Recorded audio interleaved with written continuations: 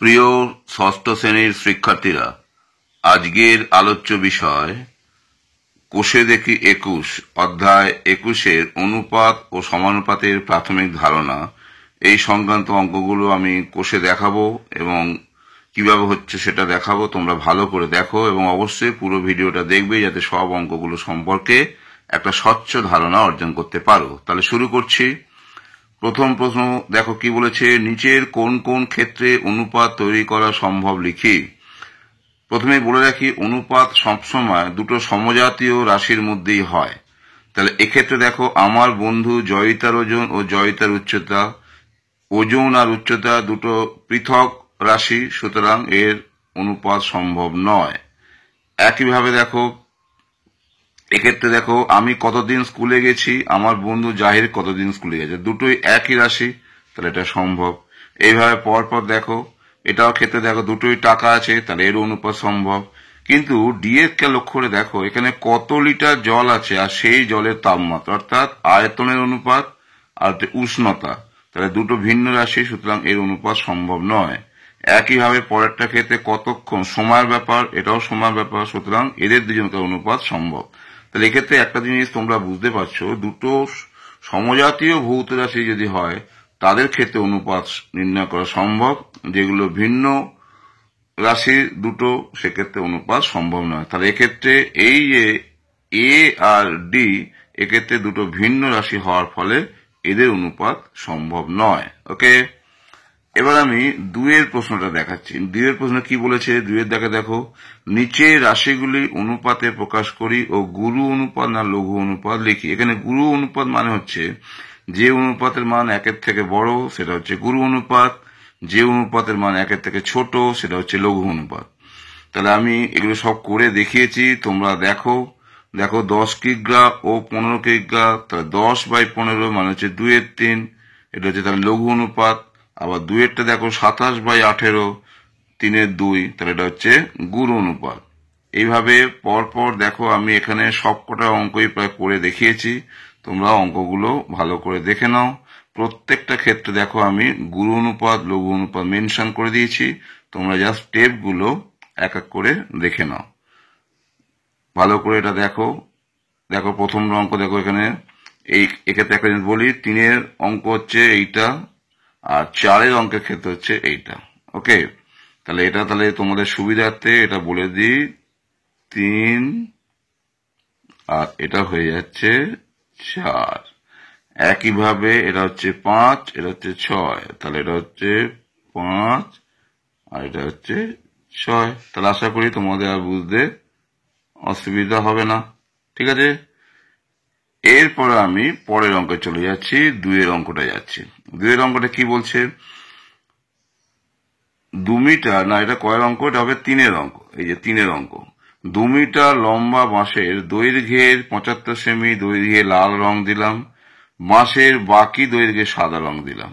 তাহলে অঙ্কের বক্তব্য হচ্ছে এটা, বাঁশের দৈর্ঘ্য হচ্ছে 2 মিটার আর 2 মিটারের মধ্যে 75 সেমি দৈর্ঘ্যে লাল রং আর বাঁশের বাকি অংশে সাদা রং। তাহলে বাকি অংশে সাদা রং মানে, তাহলে 2 মিটার মানে 200 সেমি, তাহলে 200 থেকে 75 যদি বাদ দেওয়া হয়, তা 200 থেকে 75 মানে 125 সেমি। তাহলে সাদা রং আমি এখানে আমার হিসাবে সুবিধাতে লিখে দিই, তাহলে 125 সেমি, 100, তাহলে 25 সেমি হচ্ছে সাদা রং।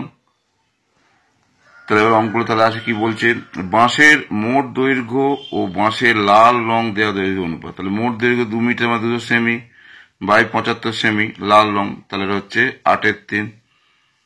এটা একটা গুরু অনুপাত, কিন্তু এটা চাইনি, সুতরাং 8/3 দেবে। 2-এর অঙ্কটা কি বলছে, বাঁশের মোট দৈর্ঘ্য ও বাঁশে সাদা রং দেওয়া দৈর্ঘ্য অনুপাত। তাহলে 200 বা এই যে করে দেখালাম, বা এখানে যদি 125 দেখিয়ে দিয়েছি, তোমরা অঙ্কের ক্ষেত্রে এরকম দেখাবে। তাহলে 200/125 মানে হচ্ছে 8/5। 25 দিয়ে কাটাকাটি করলে 8×25 = 200 আর 5×25 = 125, তাহলে 8/5। এবার 3-এরটা কি বলছে, বাঁশে লাল রং দেওয়া দৈর্ঘ্য ও সাদা রং দেওয়া দৈর্ঘ্য অনুপাত। তাহলে লাল দৈর্ঘ্য হচ্ছে 75 সেমি, সাদা রং দেওয়া দৈর্ঘ্য হচ্ছে 125। তাহলে 25 দিয়ে যদি কাটাকাটি করি, 3×25 = 75, 25×3 = 75, 25×5 = 125, তাহলে 3/5। ওকে, তাহলে এই অঙ্কটা হলো। এবার আমি আসছি 4-এর অঙ্কটা। দেখো 4-এর অঙ্কটা কি বলেছে, আমার ঘরের দৈর্ঘ্য ও প্রস্থের অনুপাত 7:5, আমার ঘরের পরিসীমা ওই অনুপাতে কি কি হতে হবে। এটা একটু অন্যরকম অঙ্ক, আমি এই অঙ্কটা বাদ দিয়ে যাচ্ছি, এখানে অনেকই তথ্য অসম্পূর্ণ আছে, যাক আমি পরের অঙ্কটায় যাচ্ছি। এটা বলছে 5-এর অঙ্কটা। দেখো আমার কাছে 26টি স্ট্যাম্প আছে, আমি ও মিতা 8:5 অনুপাতে স্ট্যাম্পগুলি ভাগ করে নেব, হিসাব করে দেখি আমি ও মিতা প্রত্যেকে কতগুলি করে স্ট্যাম্প নেব। তাহলে এখানে এটাকে এক্স ধরেও করা যায়, যেহেতু এটা পাটিগণিতের অঙ্ক, আমি এটা চাইছি পাটিগণিত দিয়েই তোমরা শেখো, অর্থাৎ ভগ্নাংশ আকারে অংশ হিসাবে অঙ্কটা করার চেষ্টা করব। কিভাবে করব, তাহলে দেখো আমি মানে এখানে আমি ও মিতা হচ্ছে 8:5, তাহলে আমি কত অংশ, মোট ভাগ হচ্ছে 13, তাহলে আমি হচ্ছে 8-এর 13, তাহলে আমি পাচ্ছি 8-এর 13 অংশ। মোট ডাক টিকিট বা স্ট্যাম্প হচ্ছে 26টি, তাহলে 8-এর 13 ইন্টু 26 মানে 16, আর মোট তো হচ্ছে 26, তাহলে মিতা পাবে কত, 26 বিয়োগ 16 মানে হচ্ছে 10টি। এটাকে অন্যভাবেও করা যেতে পারে, এটাকে অন্যভাবে মানে তুমি এটা করতে পারো 5-এর 13 ইন্টু 26, এভাবেও করতে পারো 5/8 + 5 ইন্টু 26, সেটা করলে 10 আসবে, এভাবেও করতে পারো। কিন্তু আমি একটু অন্যভাবে চাইছি, অর্থাৎ যেহেতু একটা আমি বার করেছি, সুতরাং মোট তো জানি 26, তাহলে 26 থেকে 16 বাদ দিলে হচ্ছে 10, আমি এটাকে এইভাবে করতে চাইছি। এবার তুমি এটাকে ধরো, যদি কেউ এক্স ধরে করে এক্স ধরেও করা যাবে, সে তখন করবে, ধরি আমি হচ্ছে 8x, আমার কাছে হচ্ছে 8xটা স্ট্যাম্প আছে, আর মিতার কাছে আছে 5x, তাহলে মোট স্ট্যাম্প কত, 8x + 5x মানে হচ্ছে 13x। তখন তোমরা করবে শর্তানুসারে 13x মানে হচ্ছে 26, তাহলে x হয়ে যাবে 2, তাহলে আমার কাছে স্ট্যাম্প কত, 8x মানে 8 দুগুণে 16, আর মিতার কাছে হচ্ছে 5x, তাহলে 5 × 2। তাহলে আমি এই যে জিনিসটা বললাম, তোমরা এক্স পুট দিয়ে যেভাবে করলাম, তোমরা এটা শুনে নিজে করার চেষ্টা করো। বুঝতে পারছো তাহলে? নেক্সট, এবার 6-এর অঙ্কটা দেখো কি বলছে, আমার পড়ার বই ও গল্পের বইয়ের অনুপাত হচ্ছে 4:3, পড়ার বই 28টি হলে গল্পের বইয়ের সংখ্যা কত হিসাব করি ও মোট বই কত হিসাব করি। তাহলে দেখো পড়ার বই হচ্ছে কত, তাহলে একেবারে মোট অংশ হচ্ছে 7, তাহলে 4/7 অংশ। গল্পের বই কত, 3/7 অংশ। তাহলে পড়ার বই হচ্ছে 28টি, তাহলে শর্তানুসারে 4/7 অংশ মানে হচ্ছে 28, তাহলে এক অংশ হচ্ছে 49, কাটাকাটি করো 4/7 28, তাহলে এক অংশ মানে 7 × 7 49, তাহলে এক অংশ হচ্ছে 49। তাহলে গল্পের বই হচ্ছে 3/7 অংশ, তাহলে 3/7 × 49 মানে হচ্ছে 7/7 49, তা 3/7 21, তাহলে গল্পের বই হচ্ছে 21টা। তাহলে আশা করি তোমরা ব্যাপারটা বুঝতে পারছো। এরপরে আমি আসছি 7-এর অঙ্কটা। দেখো, এক ধরনের গহনায় সোনা ও রূপো 4:7 অনুপাতে মেশানো আছে।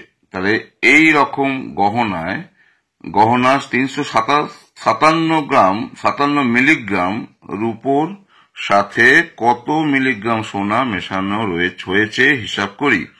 তাহলে সোনা রূপো হচ্ছে 4:7, তাহলে গহনায় সোনা কত আছে, মোট সোনার রূপো মিলিয়ে তাহলে মোট অংশ হচ্ছে 11, তাহলে গহনায় সোনা হচ্ছে 4/11 অংশ, রূপো হচ্ছে 7/11 অংশ। এখানে দেখো গহনায় 357 মিলিগ্রাম রূপো আছে, তাহলে শর্তানুসারে 7/11 অংশ মানে হচ্ছে 357, তাহলে কাটাকাটি করলে আছে এক অংশ হচ্ছে 51 × 11 মিলিগ্রাম, এত মিলিগ্রাম। তাহলে আছে মোট গহনা সোনা রূপো মিলিয়ে, তাহলে এটা আমি কাটাকাটি করছি না, পরের ক্ষেত্রে সুবিধা হবে। কি সুবিধা, এবার দেখো, তাহলে সোনা হচ্ছে কত, 4/11 অংশ, তাহলে 4/11 ইন্টু মোট গহনায় কতখানি ওজনের আছে মিলিগ্রাম, 51 × 11, অর্থাৎ 11 কাটাকাটি করতে আমার সুবিধা হলো, সেই জন্য এখানে আমি গুণটা করিনি। তাহলে 4 × 51 হচ্ছে 204 মিলিগ্রাম। তাহলে কি দেখা যাচ্ছে না, কত মিলিগ্রাম সোনা মেশানো হয়েছে, তাহলে রূপোর সঙ্গে 204 মিলিগ্রাম সোনা মেশানো হয়েছে। তাহলে আমি প্রথম পর্বে কোষে দেখে একুশে প্রথম পর্বে আজকে আমি 7টা অঙ্ক নিয়ে আলোচনা করলাম। তোমরা ধীরে ধীরে অঙ্কগুলো দেখো, আশা করি বুঝতে পারবে। তাহলে আজকের ভিডিও আমি এখানে শেষ করছি, এবং আবার আমি বলবো তোমরা ভিডিওটা অবশ্যই দেখো, প্রতিটি স্টেপ পর্যবেক্ষণ করো, করে যাচাই করে নাও। তাহলে আশা করি তোমরা প্রথম পর্বে 7টা যে অঙ্ক আশা করি তোমরা বুঝতে সমর্থ হলে। তাহলে আজকের ভিডিও আমি এখানে শেষ করছি।